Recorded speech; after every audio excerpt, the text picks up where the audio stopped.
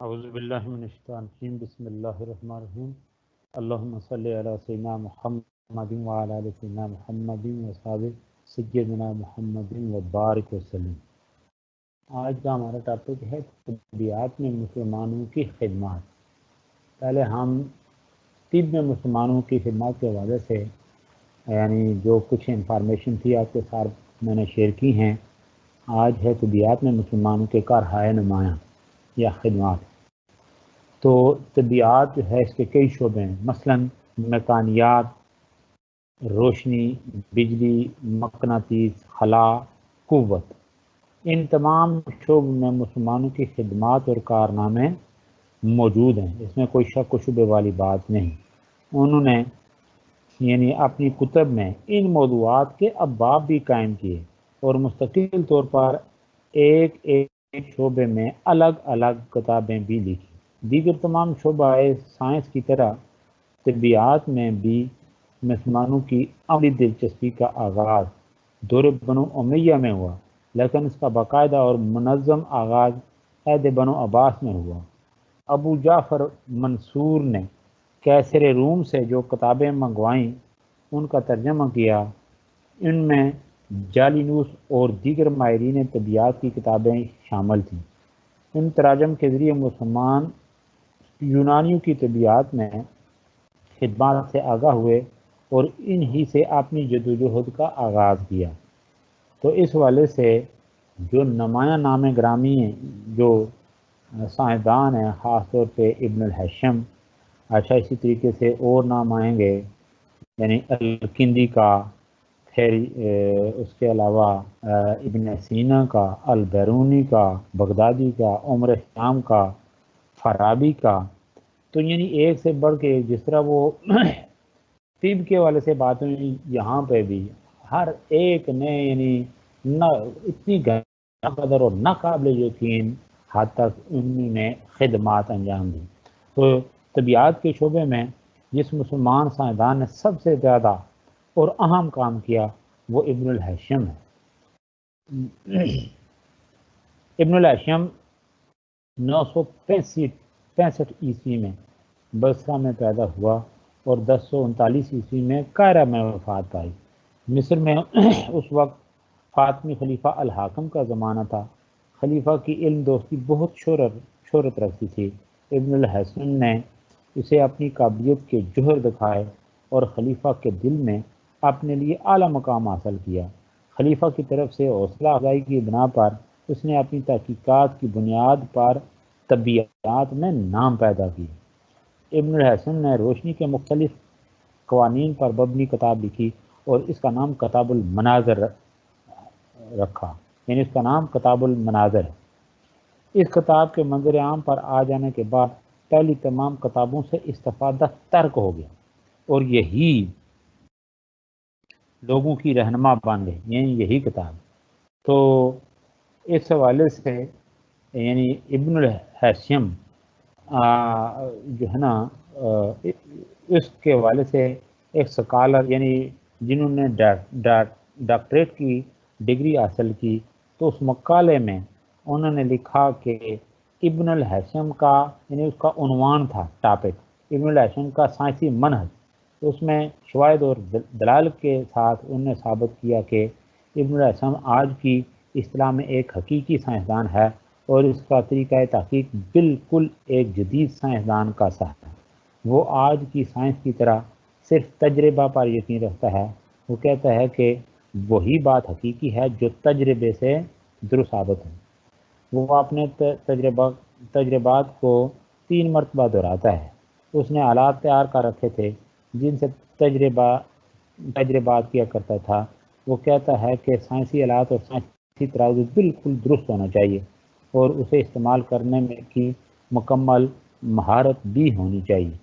سائنسدان جو کچھ تجربہ سے نتیجہ حاصل کرے اسے بڑی دیانت اور وضاحت کے ساتھ بیان کر دینا چاہیے، یعنی اس میں اس کی ذاتی پسند اور رجحان کو دخل نہیں ہونا چاہیے۔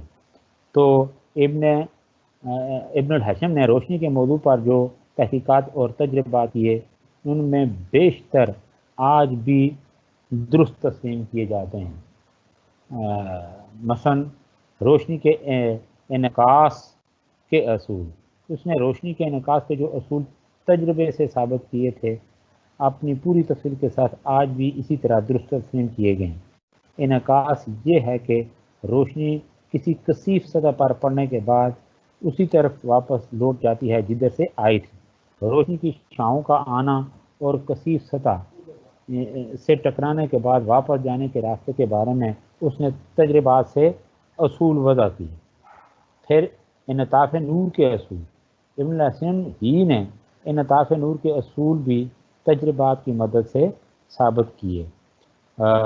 انعطاف اور انعکاس میں فرق یہ ہے کہ انعکاس میں روشنی کسی ایسی سطح پر پڑتی ہے جس سے گزر کر آگے نکلنا ممکن نہیں ہوتا، اور انعطاف میں روشنی کسی شیشے پر پڑتی ہے اور وہ شیشے پر پڑنے کے بعد واپس ہونے کی بجائے آگے کو چلی جاتی ہے۔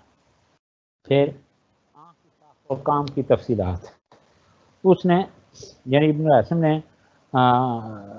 آنکھ کے مختلف اعضاء کی تخلیق، شکل اور ان کے کام یعنی فنکشن پر لکھا۔ اس کی بتائی تفصیلات اس قدر واضح اور درست ہیں کہ بعد میں لوگوں نے ان تفصیلات سے استفادہ کیا۔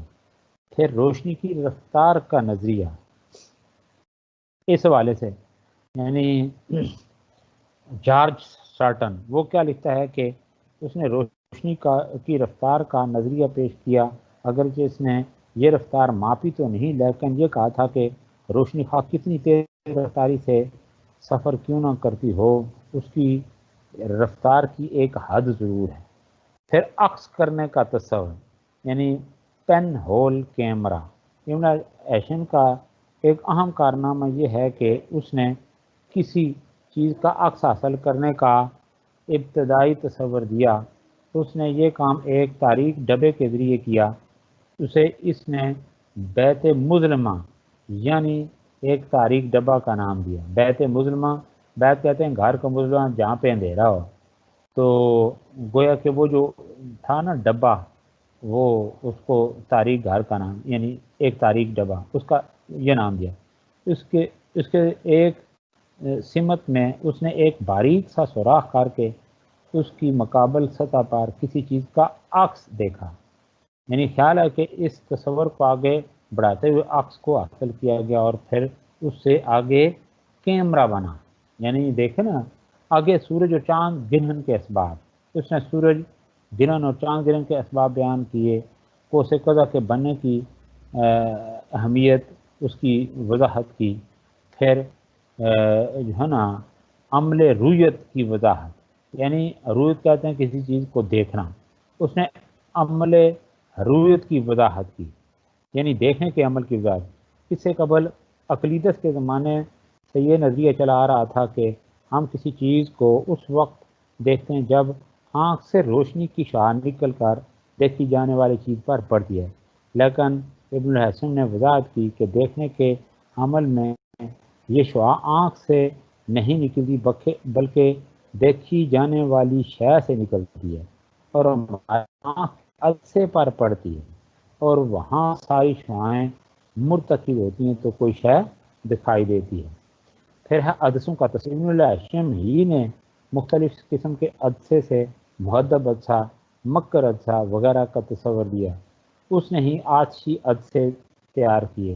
کسی چیز کے عکس کو بڑھانے والے مکبر عدسہ کا تصور بھی اسی نے دیا۔ اچھا جی، لیکن اس کی باقاعدہ شکل بعد میں سامنے ہے۔ پھر کثافت کی دریافت، اس نے کثافت کے اصول کی دریافت کی کہ کسی جسم کا وزن لطیف اور کثیف فضا میں مختلف ہوتا ہے۔ اچھا جی، پھر اجسام کی حقیقت سے متعلق وہ بیان کرتا ہے کہ جسم دو قسم کے ہوتے ہیں، نور افشاں جسم اور بے نور جسم۔ اب دونوں کے فرق کو واضح کرتا ہے کہ نور افشاں جسم وہ جسم ہے جو خود روشنی دیتا ہے، ایسے اجسام کی مثال سورج ہے یا چراغ اور یا لیمپ وغیرہ۔ جو خود روشنی نہیں دیتا بلکہ اس پر روشنی پڑتی ہے وہ ٹھوس اور بے نور ہے۔ بے نور جسم کی تین قسمیں ہیں۔ اچھا، شفاف جسم جس میں روشنی آر پار ہو جاتی یعنی آسانی سے گزر جاتی، جیسے ہوا، صاف پانی اور صاف شیشہ۔ پھر ہے نیم شفاف جسم جس میں سے روشنی صاف نہ گزرے، مدھم پڑ جائے، اس طرف اس کی اشیاء واضح نظر آئیں، جیسے نہایت باریک کپڑے یا رگڑے ہوئے۔ اچھا، غیر شفاف جسم جس میں سے روشنی قطعی آر پار نہ ہو سکے اور دوسری طرف کی چیزیں بالکل نظر نہ آئیں، یعنی بے نور جسم کی جو 3 قسمیں وہ میں نے جو ابھی آپ کے سامنے بیان کی۔ پھر روشنی کی ماہیت اور حقیقت سے متعلق ابن الہیثم کہتا ہے کہ روشنی نور سے ہے جو سیدھی بخط مستقیم سفر کرتی ہے، وہ ذریعے اور واسطے نہیں ڈھونڈتی اور بے سہارا سفر کرتی ہے۔ وہ روشنی کو توانائی کی ایک قسم قرار دیتا ہے جو حرارتی توانائی کے مشابہ ہے۔ پھر اس کے جو کارۂ نمایاں یہ جو بکس لکھی ہیں ابن الہیثم نے، وہ ابھی ایک کتاب کا تو میں نے نام لیا بھی ہے، کتاب المناظر، اس کے علاوہ ضوء القمر یعنی چاند کی روشنی، پھر اصول الکواکب یعنی نجوم وغیرہ، اچھا پھر حیت العالم، پھر مسئلہ ہندسیہ۔ تو یہ تھے یعنی ابن الہیثم کا جو تحریری مواد یا میٹیریل جو اس حوالے سے جو ابن الہیثم نے کام کیا۔ پھر تحقیقات کی بنیاد ان کے تحقیقات کی یعنی ابن الہیثم کی تحقیقات کی بنیاد یہ ذاتی تجربات تھے۔ تو ابن الہیثم کی خصوصیت یہ ہے کہ اس نے تمام اصول و تحقیقات ذاتی تجربات کے بعد پیش کی، ان میں کمال صحت پائی جاتی ہے۔ وہ آلات کے ذریعے حاصل ہونے والے نتائج کو پہلے الجبر کے اصولوں کے مطابق اور پھر جیومیٹری کی اشکال کے ساتھ بھی ثابت کرتا ہے، گویا وہ بصریات الجبرا اور جیومیٹری کا یکساں طور ماہر ہے۔ حالانکہ آگے الجبر کے حوالے سے ہماری الگ ایک بحث ٹاپک آئے گا۔ تو بہرحال یہ تھا یعنی طبیعت کے حوالے سے جو نامی گرامی جو شخصیت تھی وہ ہے ابن الہیثم۔ ایک اور چیز جو گویا کہ شاید آپ نے سنی ہو یا نہ یا پڑھی ہو، مجھے امید ہے آپ سائنس کے طالب علم ہیں، آپ نے ضرور پڑھی ہوگی، یہ جو بند کا تصور ہے یہ بھی اسی شخصیت میں ہے۔ اس نے یہ بات کی کہ اگر مصر کے دریا مصر کے اوپر گویا مناسب جگہ دیکھی ہوگی تو فلاں مقام پہ اگر بند باندھ دیا جائے تو مصر کے اندر زرعی انقلاب آ سکتا ہے، لیکن اس کے حوالے سے جو وسائل درکار تھے، سب کچھ جو چیزیں تھیں، وہ ظاہر ہے مشکل بات تھی، ظاہر ہے جو اس نے تصور دیا، لیکن اس حوالے سے جو خلیفہ وقت تھا اس نے یعنی تمام وسائل کے حوالے سے اس نے حامی بھر لی کہ بھائی اگر یہ کام ہو جائے تو پھر تو گویا کہ ہماری زراعت میں 4 چاند لگ سکتے ہیں، دیگر ضروریات پوری ہو سکتی ہیں، اور پانی کے جو فوائد ہیں آج بھی دیکھیں تو اس مرحلے پر اس نے تصور تو یہ دے دیا، لیکن آگے جو ہوتا ہے نا ٹیم، اس کی سلیکشن، پھر مزید وسائل، اس نے یہ اندازہ لگا لیا کہ کس کو کس طرح سے کس حد تک میں اسٹرگل کر سکتا ہوں۔ چنانچہ پھر نتیجہ اس کو یہ بھی جو ہے نا اندازہ تھا کہ اگر اس وقت کے حکمران اگر وہ دیکھو خزانوں کے منہ کھول سکتے ہیں، لیکن اگر کام کے اندر ذرا بھی گڑبڑ ہوئی تو گردن بھی اتر سکتی ہے۔ تو چنانچہ اس کو ایک طرف یہ تصور تھا، دوسری طرف خوف بھی لاحق تھا کہ کہیں ایسا نہ ہو کام پایا تکمیل تک نہ پہنچ سکے تو اس کے بعد میں اپنی جو ہے نا وہ زندگی سے ہی معروم ہو جاؤں، یعنی یہ جو ہے نا گردن ہی اتار کے رکھتے ہی ہے۔ تو اس زمانے کے بادشاہوں کا یہی تھا، یا جو خلیفہ اور حاکم وقت تھے ان کا بس زبان سے بات نکلتی وہ پوری ہوتی تھی۔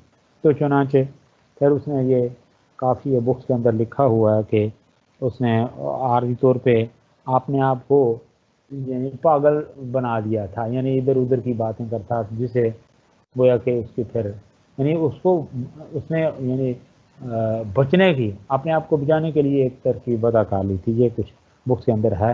بہرحال یہاں جو بات طبیعت کے حوالے سے بات ہوئی تھی کہ اس میں مسلمانوں کی خدمات، تو یہ جو ڈیٹیل میں نے آپ کے سامنے رکھی، جو نامی گرامی شخصیت تھی، باقی لوگ بھی ہیں ان کے تذکرہ بھی تو آگے انشاءاللہ یہ کروں گا، لیکن یہ خاص طور پہ جو ابن الہاشم ہے یہ اس فیلڈ میں یعنی اس کی جو بنیادیں فراہم کی.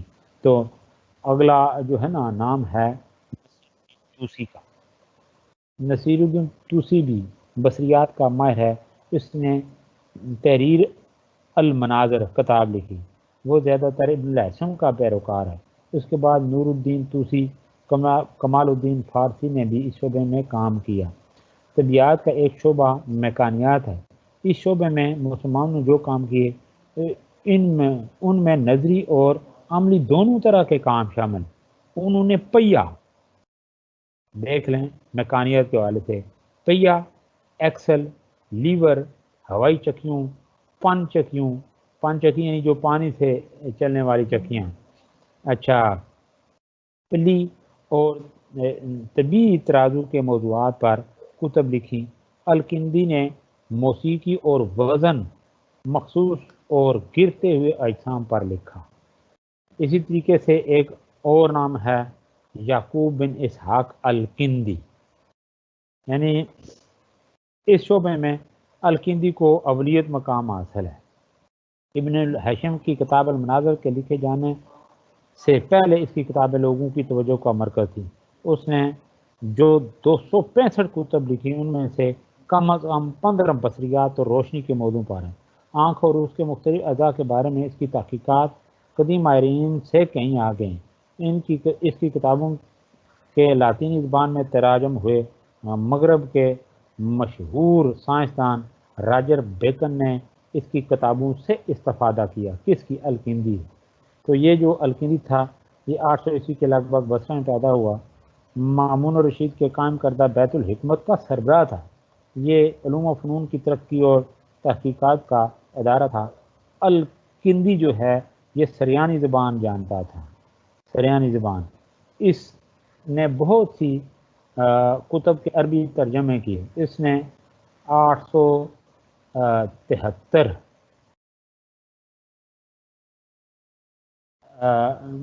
میں وفات عیسوی میں وفات ہے. 873 عیسوی میں. اس کی طرف 265 کتب منسوب ہیں. ان میں بہت سی کتب طبیعیات سے متعلق ہیں. اسی طریقے سے ایک اور اہم نام ہے الخزانی. تو اس کی الخزانی کی مشہور تصنیف کتاب الحکمت ہے. اس نے بھی میکانیات پر لکھا. اس نے اپنی کتاب میں مختلف دھاتوں کے وزن مخصوص اور کثافت اضافی اور کشش ثقل پر لکھا. اس نے ثابت کیا کہ پانی زمین کے مرکز کے جس قدر قریب ہوگا اسی قدر اس کی کثافت زیادہ ہوگی. اس نظریے کو بعد میں راجر بیکن نے آگے بڑھایا. اس نے اشیاء کی کثافت معلوم کرنے کا آلہ بنایا. اس نے مایعات کا درجہ حرارت معلوم کرنے کے لیے ایک آلہ بنایا. لیور کا اصول، سائنسی ترازو استعمال کرنے کا طریقہ اور اصول بیان کیے. اس نے ایک ایسا ترازو تیار کیا جس کے 5 پلڑے تھے. اس نے ہوا پیما یعنی ایرومیٹر وہ تیار کیا. پھر ابن سینا، اس کے علاوہ اخوان الصفا کی بھی خدمات ہیں. انہوں نے یعنی مختلف موضوعات کے اوپر طبیعیات کے موضوع پر 17 رسالے لکھے. رسالے. ان رسائل میں معدنیات، زلزلوں کے اسباب، مناظر، علم البصر پر ان کی تحقیقات ہیں. تو اگلی بات جو آپ کے ساتھ شیئر کر رہا تھا وہ ہے ابن سینا. تو ابن سینا یہ بھی یعنی ابھی میں جو ہے نا طب کے حوالے سے پوری ڈیٹیل آپ کے سامنے رکھی ہے، لیکن طبیعیات میں بھی ابن سینا کا مقام ہے. باقی ڈیٹیل تو آپ کے پاس ہے، لیکن یہ جو ہے نا یعنی زیادہ یعنی ایک فلسفی اور طبیب کے حوالے سے ابن سینا یہ شہرت رکھتا ہے. تاہم یہ اس کے ساتھ ہی وہ ایک ماہر طبیعیات بھی تھے. کون؟ یہ شیخ الرئیس ابو علی سینا یا ابن سینا. یہ طب کے حوالے سے میں ڈیٹیل آپ کے سامنے بیان کر چکا ہوں. لیکن یہ اس فیلڈ میں جو شیخ الرئیس کی خدمات ہیں وہ کون سی ہیں کہ یعنی آپ نے حرکت، قوت، خلا، روشنی، یعنی جو ہے نا محدود اور حرارت کے موضوعات پر لکھا. یعنی پھر اس کے علاوہ روشنی کی رفتار کا تصور کس نے دیا؟ ابن سینا نے۔ بعض اشیاء کے وزن مخصوص معلوم کیے، یعنی مخصوص بعض جو اشیاء ہیں ان کا مخصوص وزن کس نوعیت کا ہوتا ہے؟ پھر رعد جس کو گرج کہتے ہیں اور سائقہ، رعد اور سائقہ کے اسباب معلوم کیے، ہے نا؟ رعد کہتے ہیں گرجنا، بادلوں کا گرجنا، اور سائقہ یعنی جو بجلی گرتی ہے اس کے اسباب معلوم کیے۔ پھر ابن سینا کے بارے میں یہ مشہور مغربی نقاد جو جارج سارٹن ہے اس نے تسلیم کیا ہے کہ اس نے چھوٹے سے چھوٹا فاصلہ ماپنے کے لیے ایک آلہ تیار کیا جو آج کل استعمال ہونے والے ورنیئر کیپلر کے طرز کا تھا۔ تو اس فیلڈ میں گویا کہ طبیعت کے میدان میں ابن سینا کی یقین۔ اسی طرح سے البیرونی، پورا نام ہے ابو ریحان البیرونی، تو یہ 1973 میں تاریخ خوارزم کے مضافات بیرون میں یہ پیدا ہوا اور 1048 میں غزنی میں فوت ہوا۔ اس کی شہرت زیادہ تر جغرافیہ دان اور ماہر فلکیات کی حیثیت سے ہے، وہ محمود غزنی کے دربار سے بھی وابستہ رہا۔ یہ البیرونی، البیرونی کا طبیعت میں نمایاں ترین کارنامہ یہ ہے کہ اس نے قیمتی پتھروں کے وزن مخصوص معلوم کیے تھے۔ اس نے کہا تھا کہ روشنی کی رفتار آواز کی رفتار سے دگنا ہوتی ہے۔ پھر اس نے سمندری پانی کے نمکین ہونے کے سبب بیان کیا۔ اچھا، فواروں، قدرتی چشموں اور زیر زمین پانی کے سطح زمین تک آنے کی توجیہات بیان کی۔ اچھا، یعنی وجوہات، توجیہات، وجوہات۔ پھر اس کا یہ نظریہ آج بھی درست سمجھا گیا کہ دنیا کے بڑے بڑے صحرا کسی زمانے میں سمندروں کی گزرگاہ تھے، یہ البیرونی نے کہا۔ تو اس والے سے جو انہوں نے کتب لکھی البیرونی نے، یہ کتاب الہند، یہ ہندوستان کے جغرافیہ اور تاریخ کی کتاب ہے۔ پھر قانون مسعودی، فلکیات کے موضوع پر یہ کتاب ہے۔ پھر ایک اور کتاب الجواہر فی الجواہر، اس میں 20 معدن کے اوزان اور خواص پر اس نے بحث کی۔ یہ کتاب جو ہے یہ طبیعیات پر ہے۔ اسی طریقے سے الفارابی، عمر خیام اور الفارابی، الفارابی کا پورا نام ابو نصر محمد بن محمد فارابی ہے، یعنی فارابی کی ولادت 873 میں ترکستان کے ایک شہر فاراب میں ہوئی۔ فارابی کی زیادہ شہرت اس کے فلسفے کی وجہ سے ہے، لیکن اس نے ایک کتاب احصاء العلوم کے نام سے لکھی۔ مصنف کی یہ سائنس کی اعلیٰ درجہ کی کتاب ہے۔ سائنس میں فارابی کا زیادہ رجحان موسیقی کی طرف تھا۔ اس کی تصنیف کا نام الموسیقی ہے۔ باقی ایک اس کی اگر لمبی ڈیٹیل ہو تو اتنا ایم اے لیول پہ جو چیزیں آگے پڑھائی جاتی ہیں تو وہاں پہ بڑی اس کی لمبی چوڑی تفصیلات ہیں کہ موسیقی کے اندر یہ اس قدر یعنی اس کو کمال حاصل تھا کہ یہ ایک دفعہ کسی دربار میں گیا، شاہی دربار میں، تو ظاہر ہے لوگ اس سے واقف تو تھے نہیں، تو چنانچہ اس نے یہ کیا کہ کوئی محفل مشاعرہ ہو رہی تھی یا موسیقی کی کوئی محفل تھی، تو ظاہر ہے اپنے طور پہ سارے وہ لوگ ہوتے ہیں جس طرح سے آج بادشاہوں کے درمیان بڑے بڑے نامی گرامی لوگ جاتے ہیں، وہ فن خان بنے ہوتے، سب سے ہر ایک سمجھتا ہے کہ میں چیمپئن ہوں۔ تو ظاہر ہے لیکن حقیقت میں سب سے بڑی شخصیت یہ تھی، تو اس کو کسی نے پوچھا تک نہیں ہے، اس لیے کہ جس عام سی جگہ پہ بیٹھا تو لوگوں کی اس کی طرف کوئی خاص توجہ نہیں تھی۔ نام تو لوگ یعنی اس زمانے میں اس کا بڑا اس کی شہرت تھی، لیکن لوگ واقف نہیں تھے کہ فارابی ابو نصر الفارابی ہے کون۔ تو چنانچہ موسیقی کی محفل میں بیٹھا، یہ مختلف بکس کے اندر یہ حوالہ جات ہیں، تو جو میں ظاہر آپ کے ساتھ شیئر کر رہا ہوں تاکہ آپ کو پتہ یا معلوم ہو سکے کہ ایسے ایسے لوگ بھی ہو گزرے ہیں۔ تو چنانچہ کیا ہوا کہ جب اس نے دیکھا لوگوں کی طرف توجہ جو ہے نا انہی لوگوں کی طرف ہے، تو یہ جانتے کیا ہے موسیقی کے حوالے سے، تو اس نے اور تو کچھ نہیں ہے، اس کے پاس جو کچھ بیگ تھا، تو اس بیگ سے اس نے کچھ لکڑیاں نکالیں، 2-3 لکڑیوں کو آپس میں ملا کے کوئی اس طرح کا وہ جو ہے نا سریں نکالیں، مختلف سریں نکالی، ایک سر نکالی تو لوگ کھل کھلا کے ہنسنا شروع کر دیا۔ پھر دوسری سر چینج کی تو لوگوں نے جس یعنی انداز سے ہنس رہے تھے اسی انداز سے زاروں قطاروں نے رونا شروع کر دیا۔ پھر اس کے بعد سر چینج کی تو کیا ہوا کہ سب وہ لوگ جو تھے ہنسنے والے، رونے والے، اور وہ پوری محفل، ان کے اوپر نیند طاری ہو گئی۔ ان کو سلا کے وہ وہاں سے، ٹھیک ہے نا، وہاں سے نکل گیا۔ تو جب وہ جو ہے نا لوگوں کی آنکھ کھلی، لوگوں نے کہا یہ کون سا ایسا شخص تھا ہماری محفل میں کہ ہمیں پتہ تک نہیں چلا، اور اس کے ایسے کارنامے، ایسی سر، ہنسانا، رلانا، سلانا، یہ کیا معاملہ تھا، پتہ کیا جائے۔ اس وقت کا جو حاکم وقت تھا تو اس نے کہا پتہ کریں یہ کون شخصیت ہے۔ تو پھر لوگوں نے باتیں کی، ہو نہ ہو شاید وہ فارابی کہیں وہ جو ہے نا ہماری محفل کے اندر نہ آ ٹپکا ہو، تو اسی نے یہ کام نہ کی۔ یہ واقعات تو اس کے متعلق ہم نے سنے۔ تو چنانچہ پھر بادشاہ جو تھا اس نے اس زمانے میں ادھر ادھر اعلان وغیرہ کروا کے گھوڑے دوڑائے، لیکن یہ ہوا کہ اس مرحلے پہ جب لوگ ادھر ادھر کی تلاش و بسیار میں نکلے، ناکام ہوئے، تو پتہ چلا کہ وہ اب سرحد جو ہے اس ملک کی وہ عبور کر چکا تھا، یعنی اس ملک سے آگے کہیں کسی اور ملک میں وہ نکل گیا۔ تو ایسے ایسے لوگ ہیں۔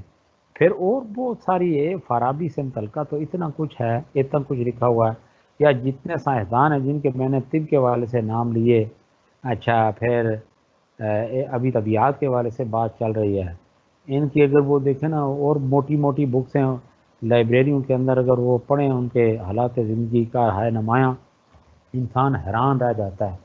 تو بات یہ پھر اسی طرف بڑھتی ہے کہ وہ غالب نے کہا تھا نا کہ آتے ہیں غیب سے یہ مضامی خیال میں، غالب سریر خامہ نوائے سروش۔ تو قدرت جس شخصیت سے جس طرح کا کام لے، دیکھیں اس کو عقل بھی، اس کے معاملات ہی نرالے ہوتے ہیں، عقل بھی پھر آپ دیکھیں عام لوگوں سے، یعنی عقلی میدان میں بھی بہت ایڈوانس ہوتے ہیں ایسے لوگ۔ تو بہرحال آگے ہے جی میکانیات کے شعبے مسلمانوں کے تیار کردہ دلچسپ آلات۔ طبیعت کے اس شعبے میں مسلمانوں نے بڑی دلچسپ مشینیں تیار کی۔ موسیٰ ابن شاکر کے بیٹوں نے ایسی مشینیں تیار کی جنہیں دیکھ کر انسان حیران رہ جاتا۔ ان کی کتاب الحیل میکانیات کے موضوع پر دنیا کی اولین کتاب ہے۔ اس میں 100 میکان کی آلات کا ذکر ہے۔ اس میں بعض سائنسی کھلونوں اور پانی پینے کے ایسے برتنوں کا ذکر ہے جن سے آلات موسیقی کی آواز آتی تھی۔ اچھا، اس کتاب میں بیان شدہ آلات کی مدد سے آگے چل کر آبپاشی کے وسائل میں ترقی ہوئی۔ انہوں نے ہی رہٹ، ترازو اور ایسی گھڑیوں کا ذکر کیا جو پانی سے چلتی تھیں۔ ان گھڑیوں پر کتابیں بھی لکھی گئیں۔ پھر مسلمانوں کے تیار کردہ کلاک اور گھڑیاں بڑی حیران کن تھی۔ جب مسلمان خلیفہ نے فرانس کے بادشاہ شارلیمان کو ایک عجیب و غریب کلاک بھیجا تو وہ ششدر رہ گیا کہ یہ کیسے، یعنی یہ بنایا کیسے گیا۔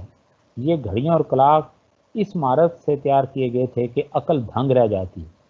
پھر مسلمانوں نے طبیعت میں جو آلات تیار کیے ان میں کتب نما کو نمایاں مقامات۔ اس کی ایجاد سے سمندری سفر میں بڑی سہولت پیدا ہو گئی۔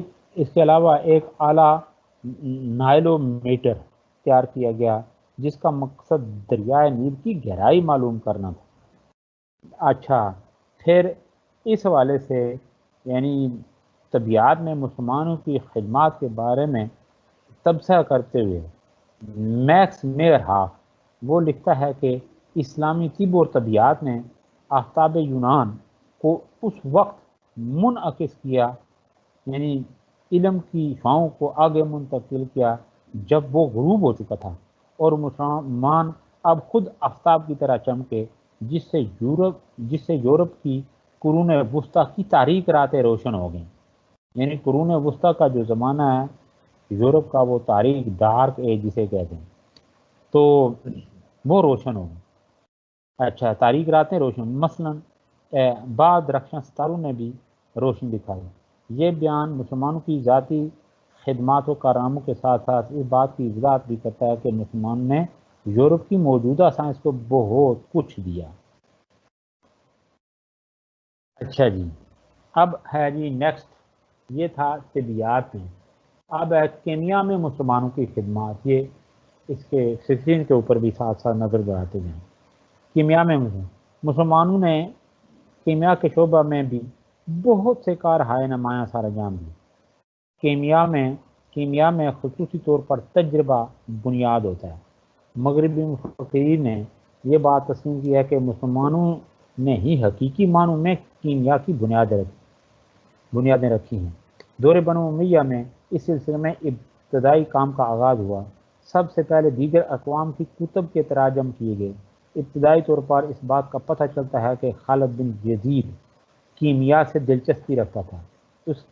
اس بارے میں قدیم محققین میں اختلاف رائے ہے کہ اس نے کیمیا پر ایک کتاب لکھی تھی. مسلمانوں کی علمی تاریخ لکھنے والوں میں ابن ندیم اور حاجی خلیفہ لکھتے ہیں کہ اس نے کیمیا پر 4 کتب لکھی، جبکہ ابن خلدون نے اس بات کو درست قرار نہیں دیا. اس اختلاف سے قطع نظر یہ اشارہ تو ضرور ملتا ہے کہ اموی دور میں ہی کیمیا سے دلچسپی پیدا ہو چکی تھی. تو نامور مسلمان کیمیا دان جو ہیں اس حوالے سے نام گرامی یہ ہر ایک جانتا ہے. یہ 9th سے لے کر آج تک آپ پڑھتے چلے آئے ہوں گے. وہ ہے جابر بن حیان. جابر کوفے کے ایک مشہور عطار احمد حیان کے ہاں 722 عیسوی میں پیدا ہوا. باپ کسی جرم میں پھانسی پر لٹکا دیا گیا. طبیعت میں جو سجو اور تحقیق کا جذبہ تھا، یعنی کس کو؟ جابر کو. تو سونا بنانے کا جنون اس کے سر پر طاری ہو گیا. تو بھائی سونا وہ کیسے بنا؟ بہن کسی چیز کے پیچھے، میں نے آپ کو بتایا جو شخص جس چیز کے پیچھے پڑ جائے، ٹھیک ہے نا، وہ یعنی اس میں مجاہدہ کرے، غور و فکر کرے، تفکر و تدبر کی، وہ میں اس والے سے بات کی تھی آپ سے. تو افلا یتدبرون افلا تتفکرون. اچھا اس طرح کے جو ہے نا تاکلون یاکلون، تو یہ اسی طرف دیکھنا ہے، اس توجہ ہے. تو چنانچہ یہ اس شخص کا جو تھا نا خواہش یہ تھی یا یہ چاہتا تھا کہ میں اس فیلڈ میں کچھ کر دکھاؤں. تو یہ جنون کی حد تک اس کو دلچسپی پیدا ہو گئی تھی کہ سونا کس طرح بنتا ہے، کیسے بنایا جاتا ہے. تو اس شوق میں گویا کہ اس نے بہت کچھ کیا. اور بعد آگے جا کے جو نقادان ہیں وہ لکھتے ہیں یعنی سونے سے بھی ہونے کا بھوت تو اس کے اوپر یعنی سوار تھا جنون کی حد تک، لیکن سونے سے زیادہ قیمتی چیزیں وہ جو ہے نا بنا وہ دریافت اس کی وجہ سے ہیں. یعنی وہ تصور جو سونے سے بھی زیادہ قیمتی جو باتیں ہیں یا چیزیں ہیں وہ چھوڑ گیا. تو کیمیا گری کے شوق میں دواؤں کی خاصیتیں معلوم کرنے کی اس نے کوششیں شروع کر. پھر قسم قسم کی دھات لے کر طرح طرح کی جڑی بوٹیوں کے ساتھ پھونکنے لگا. ہر وقت نئے تجربے میں مصروف رہتا تھا اور کئی نئی چیزیں ایجاد، اور ان ایجادات کی وجہ سے اس کی شہرت پھیلنے لگی، یہاں تک کہ اس کی شہرت بغداد تک پہنچ گئی. ہارون الرشید کا دور تھا.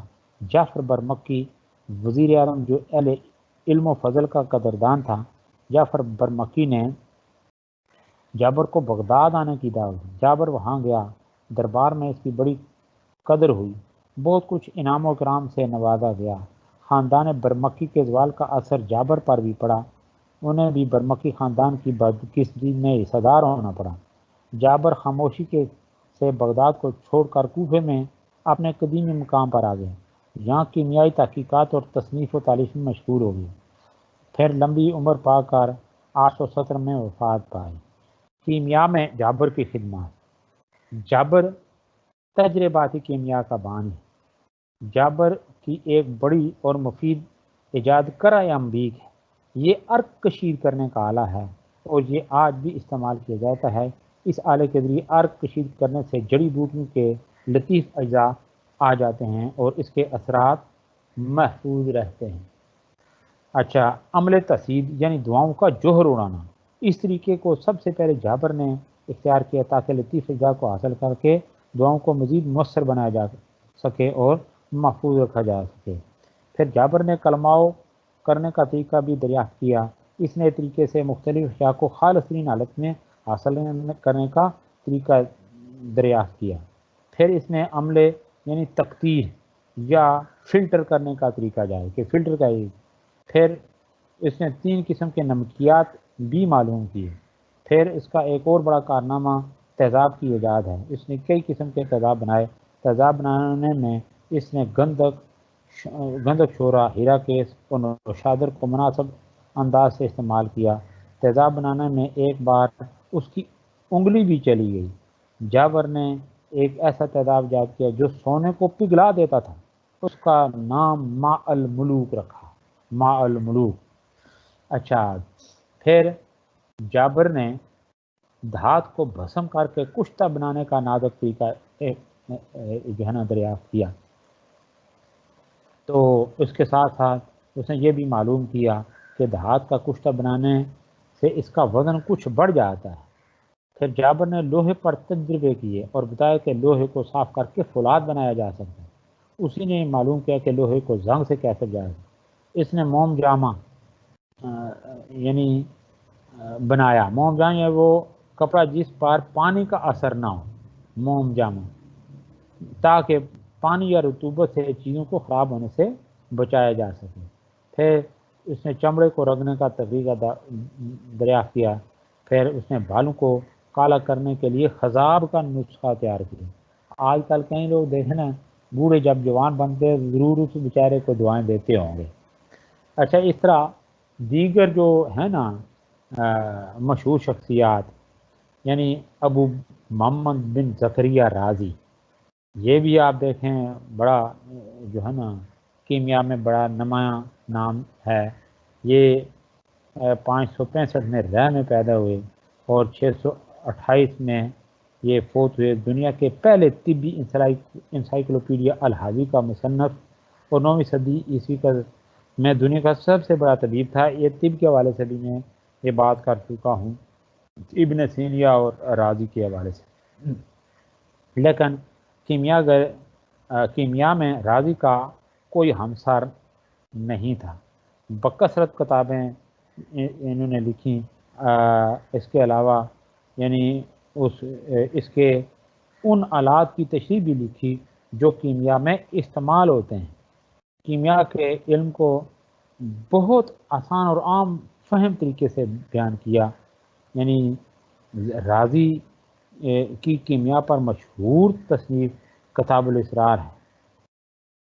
تو کے ساتھ ساتھ المجریتی، پھر ابن سینا، یعنی کیا کیا نام ہے۔ ابھی ابن سینا دیکھیں کہاں کہاں ہے، یعنی طبیعات میں، کیمیا میں اور طب میں، طبیعات اور کیمیا میں آگے یہ جو نام آ رہا ہے یہ ابن سینا، ٹھیک ہے۔ تو بہرحال پھر خالد بن جدید ہے، پھر ابو محمد الحسن احمد بن الحمدانی، ابو الفتح عبد الرحمن الحزانی، محمد بن عبد الملک الصالحی، ابو منصور موفق ابن علی حروی، ابو القاسم، پھر اس کے ساتھ ساتھ ابو الفیض صوبان ابراہیم المصری، اطارد بن محمد الحاسب۔ یہ بڑی بڑی جو ہے نا نامی گرامی شخصیات ہیں۔ تو کیمیا کے حوالے سے مسلمانوں کی جو مجموعی خدمات ہیں وہ کیا کیا ہیں کہ عملے، تقطیر، تصحیح، کشید، تقسید اور کلماؤ، یہ طریقہ کیا مسلمانوں نے بہت سی ایسی نئی چیزیں پہلی دفعہ متعارف کرائیں جو آج بھی کیمیا کی تجربہ گاؤں اور سائنسی تجربات کی بنیاد ہیں اور جن کی مدد سے بہت سی نئی چیزیں تجربہ گاہ کے اندر تیار کی جاتی ہیں۔ اچھا جی، پھر تیزابوں کی ایجاد، کیمیا کے شعبے میں بہت سے ایسے کام جو کیمیا کی تاریخ میں مسلمانوں نے سب سے پہلے یعنی انجام دیے۔ ان میں ایک کام 3 مشہور تیزابوں کی تیاری ہے۔ نمک کا تیزاب، گندک کا تیزاب، اچھا پھر شورے کا تیزاب، اچھا جی یہ گویا کہ یہ ساری اس حوالے سے تیزابوں کی ایجاد میں گویا کہ مسلمانوں کی گراں قدر خدمات ہے۔ پھر سونا بنانے کی کوششوں کے دوران قیمتی مرکبات کی تیاری، مسلمانوں میں سے کچھ ایسے سائنسدان ہیں جو زندگی بھر مختلف دھاتوں کو سونے میں تبدیل کرنے کی کوششوں میں مصروف رہے اور ساری عمر مختلف اشیاء کے درمیان مختلف کیمیائی عملوں میں مصروف رہے۔ تو اس بات سے قطع نظر کہ ان لوگوں کا نظریہ یعنی سونا بنانے کے حوالے سے درست تھا یا غلط، وہ سونا بنانے میں اگرچہ کامیاب نہ ہوئے یا نہیں، لیکن یہ حقیقت ہے کہ اس عمل کے دوران انہوں نے دیگر بہت سے مرکبات تیار کر لیے، یعنی سونا بنانے جیسا وہ جابر کے حوالے سے کام اس کام کی طرف گویا تو اس کی خصوصی، لیکن بہت سارے اور کام جو سونے سے بھی قیمتی ہیں وہ کر گیا۔ تو تجربہ کی بنیاد پر جابر تجربہ کی جو بنیاد ہے وہ جابر نے رکھی اور آلات تیار کیے، یہ ڈیٹیل آپ کے سامنے۔ پھر طبی مقاصد کے لیے کیمیا کا استعمال کس طرح سے ہوا کہ مسلمانوں نے علم کیمیا میں طبی مہارت اپنی مہارت کو طبی مقاصد کے لیے استعمال کیا۔ ان کی کیمیا گری یعنی کے دوران بہت سے مرکبات مارد وجود میں آئے، ان میں سے کئی ایک انسانی زندگی کے لیے مفید تھے۔ رازی نے ایک ایسا مرہم تیار کیا جو یورپ میں بہت مقبول رہا، اس نے اس مرہم کا تجربہ بندر پر کیا تھا۔ اس کے علاوہ بھی کئی مرہمیں تیار کی، انہوں نے کڑوی ادویہ چینی میں لپیٹ کر کھانے کے طریقے متعارف کرائے۔ ابن سینا نے سونے اور چاندی کو دل کے امراض کے علاج کے لیے مفید قرار دیا۔ بعض دواؤں کی تلخی کو کم کرنے کے لیے انہیں لیمو، سنگترا اور سیاہ مرچ کے ساتھ استعمال کروائے۔ اسی والے سے مشہور مغربی مفکر جو جارج شاٹر ہیں وہ کہتا ہے کہ جابر بن حیان نے کیمیا کو طبی مقاصد کے لیے استعمال کیا، رازی نے بھی اس سلسلے میں بہت سا کام کیا۔ پھر کیمیا کا صنعت میں استعمال، طب میں، طبی مقاصد میں، صنعت میں۔ جابر نے دھاتوں کے بننے کا ارضیاتی نظریہ پیش کیا، اس نے دھاتوں کے بارے میں سلفر مرکری نظریہ پیش کیا، اس نے دھاتوں کو صاف کرنے، اچھا سیل کی تیاری، کپڑے اور چمڑے کو رنگنے کا طریقہ، وارنش اور لوہے کو زنگ سے بچانے، شیشہ بنانے میں میگنا نیز ڈائی آکسائڈ کے استعمال، سنہری لکھائی کے لیے پائرائڈ استعمال کرنے اور عمل کشید کے ذریعے یعنی ایسڈ کو مرتکز بنانے کے لیے طریقے متعارف کرائے۔ تو یہ اسی نے صنعتی کیمیا کا تصور دیا۔ اس کے علاوہ لاکھ ٹانکا لگانے کا طریقہ، سیمنٹ، مصنوعی موتی اور زیورات بنانے کے طریقے بیان کیے۔ تو یعقوب بن اسحاق الکندی نے عطر کشید کرنے کے طریقے بیان کیے، اس نے رنگ سازی اور رنگ ریزی پر ایک کتابچہ لکھا، ایک کتابچہ ایک صفوف کی تیاری پر لکھا جو اگر تلوار پر پھیرا جائے تو دندانے نہیں پڑتے، تلوار پر پھیرا جائے تو دندانے نہیں پڑتے۔ ابو بکر رازی نے تمام کیمیائی اشیاء کو نباتات، حیوانات یا معدنیات میں تقسیم کیا۔ تو پھر اس کے ساتھ ساتھ نئے مرکبات کی تیاری، بارود سازی، کاغذ سازی، اس فیلڈ میں بھی گویا کہ مسلمانوں نے گراں قدر خدمات کی، اس کی بھی لمبی چوڑی ڈیٹیل ہے۔ یہ ساری کی ساری چیز تقریباً میں نے آپ لوگوں کو بھجوا بھی دیے ہیں اس کے واٹس ایپ کے تھرو یا اس سے میل کر دی ہیں، تو اس کو مزید یعنی ان کو اسٹڈی کریں۔ تو آخر میں جو کیمیا میں مسلمانوں کی جو خدمات ہیں اس حوالے سے دیکھیں نا، یہ محققین یعنی جو ریسرچر ہیں ان کے کمنٹس کیا، اس سے پھر اندازہ لگا لیں کہ کتنی گراں قدر خدمات ہیں ہر فلم میں، جس کی میں نے مرکبات کی تیاری کے حوالے سے، بارود سازی کے حوالے سے، کاغذ سازی کے حوالے سے، پھر دیگر یعنی طبی مقاصد کے لیے کیمیا، یہ جو میں ڈیٹیل آپ کے سامنے اس حوالے سے جو اس کے ان کے محققین کے کمنٹس ہیں، ان کے تبصرے ہیں، وہ ذرا ہیں۔ تو لیبان اس حوالے سے یہ وہ کہتا ہے کہ اکثر عرب مصنفین جنہوں نے علوم کی طرف توجہ کی ہے کیمیائی بھی ہیں۔ اچھا اسی طرح حیدر بامات وہ کہتا ہے کہ اس بات میں کوئی مبالغہ رائے نہیں کہ کیمیا بطور ایک سائنس کے طور پر مسلمانوں سے قبل موجود تھا ہی نہیں۔ لیوان بقول کے کیمیا کی کتابوں میں لکھا ہے کہ علم کیمیا کا بانی لوئزیئر ہے۔ تو یاد رکھنا چاہیے کہ کسی قسم کے علوم، نہ کیمیا اور نہ کوئی اور علم، کبھی دفعتاً ایجاد نہیں ہوئے۔ 1000 برس قبل عربوں کے پاس اس قسم کے اعلیٰ یعنی اس قسم کے علمی کارخانے موجود تھے جن سے وہ اکتشافات اور ایجادیں شائع ہوتی تھیں جن کے بغیر کوئی لوئزیئر کچھ نہ کر سکتا تھا۔ ہوم یارڈ وہ اس کے کمنٹس کیا ہیں کہ مسلمان کیمیا دانوں نے علم کیمیا کو توہم پرستانہ افکار اور جادو ٹونے سے نکال کر خالص سائنسی علوم کی صف میں لا کھڑا کیا۔ گبن اور چارلس سنگر نے اپنی اصلیت اور ارتقاء کے اعتبار سے کیمیا کو عربوں کی ایجاد قرار دیا ہے۔ اسی طرح جوزف ہل وہ کہتا ہے کہ مسلمانوں کے کیمیا کے علم میں بہت سی ایسی باتیں ہیں جو ان سے قبل ہمیں نظر نہیں آتی۔ اس سلسلے میں وہ مختلف مرکبات کا ذکر کرتے ہیں یعنی جو مسلمانوں نے تیار کیے۔ مسلمانوں کے موجودہ یورپی کیمیا پر اثرات کا اندازہ اس سے کیا جا سکتا ہے کہ کئی ایک چیزوں کے نام جو یورپ میں مروج ہیں وہ وہی ہیں جو مسلمانوں نے رکھے تھے۔ مثلا الاکسیر ہے تو اس کو الیکزیر لکھا ہوا ہے، الکوہل ہے تو اس کو الکوہل لکھا، اچھا شربت ہے تو اس کو سیرپ کہہ دیا، مشک کو مشکی کہا، امبر کو امبری لکھا، کافور تو تھوڑا سا نام کمفور لکھا۔ یعنی جس طرح ہے نا ہم کہتے ہیں ارض، عربی میں ارض، الف رے زمین، تو اس کے لیے تھوڑا سا چینج کر کے انہیں کیا نام رکھا، اٹھ ہے نا۔ تو اس طرح بہت سارے گویا کہ عربی نام جو دیکھے نا انہوں نے ان کا انتخاب کیا، ان کو پتہ تک نہیں تھا۔ تو سموم بالکل اسی طرح سے نام، شنگرف تو اس کا نام تھوڑا اس نے تھوڑا سا چینج کیا، اس کو لکھتے ہیں سنابر، یعنی یہ جو نام ہیں ایز اٹ از ہوا۔ تو اسی والے سے اسکاٹ جو ہے وہ لکھا ہے کہ علمی حیثیت سے زمانہ حال کی کیمیا اور دوا سازی میں بھی مسلمانوں کی ایجاد ہے۔ انہی کی توفیل دنیا کو الکوہل، تیزاب، نوشادر، پوٹاش، مرکری، اچھا پھر دیگر چیزوں کا علم ہوا۔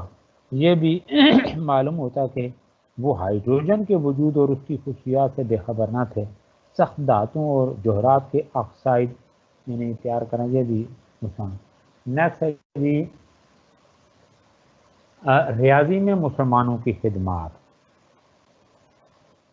ریاضی کی جو ہے نا جو شاخیں، یہ آپ کو بخوبی معلوم ہے کہ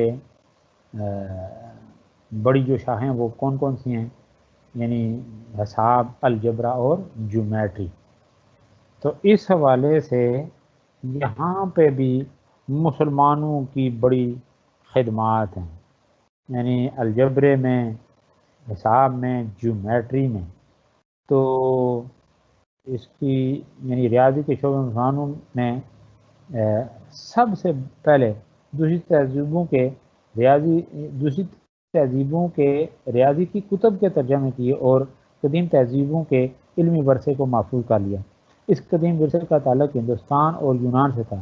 اس کے بعد ایک ایک موضوع پر قدیم کتب کے علوم کو یکجا کرنے کا رجحان پیدا ہوا اور اس سے قدیم کتب کے استفادہ آسان ہو گیا۔ اس شعبے میں موسیٰ الخوارزمی جو ہے ان کا نام سر فہرست ہے۔ اسی طرح علم الاعداد کے بانی جو ہیں وہ بھی مسلمان ہیں۔ ریاضی کے شعبے میں مسلمانوں کے کارہائے نمایاں میں سے ایک کارنامہ یہ ہے کہ وہ علم الاعداد یعنی گنتی لکھنا اس کے بانی ہیں۔ اگرچہ بعض مغربی مفکرین یہ نقطہ نگار رکھتے ہیں کہ مسلمان ان اعداد کے بانی نہیں، لیکن یہ بات جو ہے نا عقائد کے خلاف ہے۔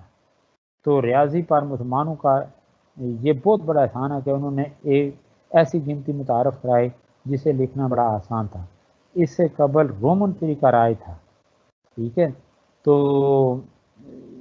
یعنی الخوارزمی جو ہے، جس کا نام ابھی میں نے آپ کے یہ جو آپ کے ساتھ شیئر کیا، اس نے حساب کے موضوع پر کتاب لکھی۔ اس کی یہ کتاب عرصہ دراز تک یورپ میں علماء، تاجروں اور حسابدانوں کے لیے بنیادی ماخذ رہی۔ موسیٰ الخوارزمی نے اس کتاب میں اثاثوں کی تقسیم اور زمین کے پیمائش سے متعلق اصول و ضوابط بیان کی۔ پھر صفر کا جو استعمال ہے وہ مسلمانوں نے سکھایا۔ صفر کا استعمال بھی مسلمانوں نے سکھایا۔ اس سے قبل صفر کی جگہ یا تو خالی چھوڑی جاتی تھی یا اس کی جگہ کوئی اور علامت استعمال کی جاتی تھی۔ اس سے کئی ایک مشکلات کا سامنا کرنا پڑتا تھا۔ خود مولوی فقیہ نے یہ بات تسلیم کیا کہ صفر کے بانی مسلمان ہیں۔ اچھا، پھر یعنی جذر نکالنے کا طریقہ یہ مسلمانوں نے یہ متعارف کرایا۔ فارمولوں کا تعارف یہ اس کا سہرا مسلمانوں کے سر ہے۔ تو مسلمانوں کی جو مجموعی خدمات ہے اس حوالے سے یعنی اس کا خلاصہ یہ ہے کہ مسلمانوں نے رقمیں لکھنے اور اعداد کے بارے میں دیگر حقائق پر یونانیوں سے آگے بڑھ کر تحقیقات کی اور فارمولے وضع کیے۔ انہوں نے قصور اشاریہ کو ترقی دی، یعنی انہوں نے الجبر کو ترقی دی، اسے منضبط کیا، یعنی اس کے اصول و ضوابط طے کیے۔ انہوں نے یونانیوں کے علوم جیومیٹری کو آگے بڑھایا۔ پھر الجبر جو ہے اس میں یعنی موسیٰ خوارزمی یعنی الجبر کا جو موجد ہے محمد مرزا الخوارزمی ہے۔ پھر اس حوالے سے یعنی ابو الکامل، اچھا پھر عمر خیام، یہ نام بھی جو ہیں بڑے، اور اس کے ساتھ ساتھ المجریتی، یہ بھی بڑے نامی گرامی جو ہے نا شخصیات ہیں۔ ساتھ ہی اگلا جو ہے نا ہے یہ ٹائم آپ کا کلیئر ہو رہا ہے، ختم ہو رہا ہے، تو نیکسٹ انشاءاللہ اگلا ہمارا یہ کافی ہو گئی ہیں اسلام اینڈ سائنس کے حوالے سے کافی چیزیں، اس سے زیادہ بار پھر آپ کے اوپر کیا ڈالوں۔ نیکسٹ یہ ہے کہ ہم آئیں گے اکنامکس کی طرف، اسلامک اکنام یعنی اسلام اینڈ اکنامکس، اسلام کے جو معاشی سسٹم ہے، اکنامک سسٹم آف اسلام وہ ہے کیا، وہ انشاءاللہ آپ کے ساتھ شیئر کریں گے۔ یہ علم طب، طبیات اور ریاضی وغیرہ، اس کے آگے جو برانچز وغیرہ جو کچھ آپ نے آج تک جو ان 2 لیکچر میں آپ نے جو کچھ سنا، ان ساری چیزوں کو آپ نے پیش نظر رکھنا ہے۔ آگے ٹرمینل میں کوئی چیز بھی کسی والے سے پوچھی جا سکتی ہے۔ اللہ حافظ، جزاک اللہ۔